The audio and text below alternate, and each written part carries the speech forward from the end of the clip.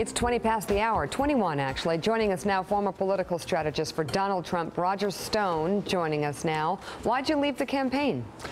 Frustration. I decided to go rogue, maybe to have a more profound effect on the campaign. I'm delighted they're now talking about putting out position papers and issue papers and hiring up in the next round of states. But don't you think you should be in there to help with that? Well, I was saying these things before I left. I'm not going to divulge all of our internal discussions, but in all honesty, I became frustrated, particularly frustrated when somebody on the campaign staff leaked a telephone conversation that was private between former President Clinton and Donald Trump. That did not serve Mr. Trump well. Republican primary voters, some of them jumped to all kinds of conspiratorial theories about the Clintons are getting Trump in the Bush. It's all completely false. But whoever did that did not serve their boss well. Did you leave because you thought the people working for Trump were not doing a good job? I thought that he was being ill-served by his campaign. Look, I am a veteran of 8 national presidential campaigns. I have some feeling of what it takes to get from here to there. Just getting on the ballot is an expensive and difficult and onerous process. And when I went to see the campaign manager to talk to him about this, why, he was out having coffee with George Stephanopoulos. How do you deal with a candidate like Donald Trump who is so really uncontrolled? You can't control him. You have no idea what's coming out of his mouth at any moment. You don't try. Look, Trump is in fact unscripted, unhandled, uncoached. And when he's good, he's really, really good. And when he is off, it's because this is a different experience. It's different being a real estate mogul or a reality television star, a celebrity, than being a candidate for public office. My view is that presidential politics is about big picture sweeping issues and a few memorable phrases to get people to understand them, to retain them. It's not about 20-point plans. Ask Newt Gingrich how that works out. It's not about being the wonk in chief. I don't think that's what the voters are looking for either. You've said great experience in presidential campaigns. Now that you've been inside Donald Trump's camp, do you believe he actually could be the nominee, the Republican nominee? There's no question. Look, I remain a very strong supporter of Trump. The largest single reason is because he has the personal and financial independence to take on a broken system. Doesn't need the Koch brothers, doesn't need a billionaire to fund his super PAC. He is a billionaire. Doesn't need the lobbyists, doesn't need the special interests, doesn't need the special pleaders. In many ways, he's like Ross Perot, and people find it refreshing. They think the system is broken, and they think he has the financial independence to fix it. And then you think he'd make a good president if he were to win? He certainly could be a great president. He's a very, very smart guy. He graduated at the top of his class in Wharton. He's built one of the great financial empires in American history. Yes, he's more than capable of being a great president.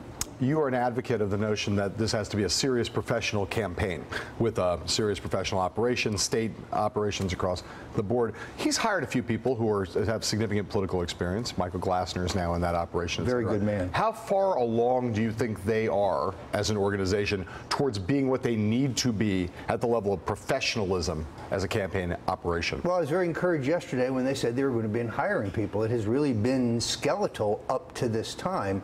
And maybe you can get away in the first phase of a presidential campaign running an all-free media campaign, and Trump has certainly done that. A week ago, you couldn't turn on the television getting anything other than Trump. But at a certain point, when Jeb Bush unloads that $100 million worth of dirty Wall Street money in negative television ads in New Hampshire and Iowa, that matters. If you look at the polling where Trump has made his greatest gains, it's among voters between 59 and 70, and mostly his greatest gains in the South. Why? It's summertime and people are inside watching television.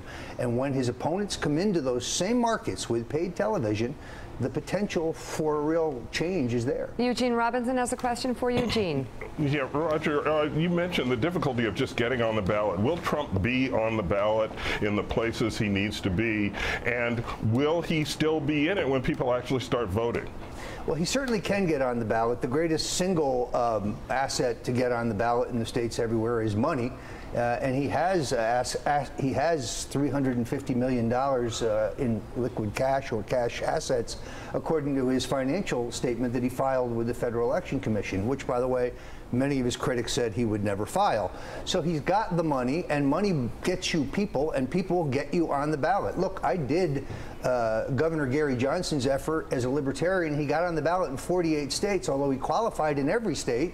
He got thrown off by courts unfairly in partisan decisions in Michigan and Oklahoma. It's a Herculean task, but with money and people and enthusiastic supporters, it's very doable. Caddy Kay has a question from Washington. Caddy. Roger, you said earlier that you don't need to be wonk in chief to be nominated for the presidency, but you've also tweeted out that you'd like to see more policy specifics. Donald Trump on the program yesterday said we'll get to those specifics later. When do you think the campaign is actually going to come out with policy platforms, and how much do you think that's going to change the nature and the tone of the campaign? Well, based on what I read yesterday, it appears that they will start putting out statements here shortly. I was very encouraged to read that Mr. Trump will be meeting with Larry Kudlow and Stephen Moore and Steve Forbes and others who in the growth wing of the party to start talking about a growth-oriented job package. Now, Trump has his own thoughts about tax reform that would be more favorable to entrepreneurs and to growth and to business. So I consider that a very good sign, but frankly, that's something I've been arguing for some time, and perhaps I played some small role by going rogue and saying this needs to be done. If he does not win the nomination, is it your gut that he will run as an independent? Well, there's a lot of legal barriers to that. You can't get on the ballot. Well, I think that the idea that he would run as an independent is based on the fact that a New York Times piece about 2 weeks ago said that the three candidates running immediately behind him in the polls have been meeting and talking about boycotting the debates if Trump is involved. In 15 states, the Republican establishment can knock this guy off the ballot or keep him off the ballot with the stroke of a pen. As a Republican. So why should he give up his leverage if he's not going to be treated fairly by the Republican Party? Right. So I'm just, yes, he might run as an independent. Well, only if he is treated unfairly in a gross way. If he gets a fair shot at the Republican nomination, if the establishment doesn't try to bar his access from the process, he's made it very clear he doesn't want to run as an independent. But I wouldn't give up that leverage, because I saw what the Republicans did to Dr. Ron Paul, and they could easily do it to Donald Trump as well. Roger Stone. Oh, sorry. Go ahead. What would happen to Donald Trump as a candidate if he continues this successful run, becomes even more successful, and stops calling people stupid, you're crazy, loser? If the language recedes a bit, if he tampers down the language a bit, what happens to Trump? Then he will continue to go up in the polls. Really? In my opinion. Yes, because he needs to focus again on the big picture here and not get into these cul-de-sacs of disagreements with media personalities and so on. He's not running against Megyn Kelly. He's running against 15 career politicians and one really smart brain surgeon. Policy position papers, white papers, all that stuff would be very useful, but only useful if Mr. Trump decides to actually talk about them once they've been issued. Do you think that he has the discipline to stay on an economic message? He did it in 2000 when he was looking at the Reform Party nomination. He laid out a proposal for a one-time tax on the super wealthy to eradicate the entire national debt in one fell swoop, a proposal that would have cost him an additional $450 million in taxes. He talked about it all across the country. It was controversial. Yes, he's certainly capable of it. It would be hugely controversial if he put it forward now within the Republican Party, I would imagine. Two orthodoxies in the Republican Party. Yes, there's the orthodoxy of being against taxes, but we're also against debt. And the kind of Republicans who vote for Trump are not super wealthy. Okay, Roger Stone, thank you very much. A pleasure to meet you. Come back soon. Coming up, a state of emergency is now in effect in Ferguson as the unrest returns to the city. How can officials restore the peace? Democratic Congressman Emanuel Cleaver of Missouri is standing by.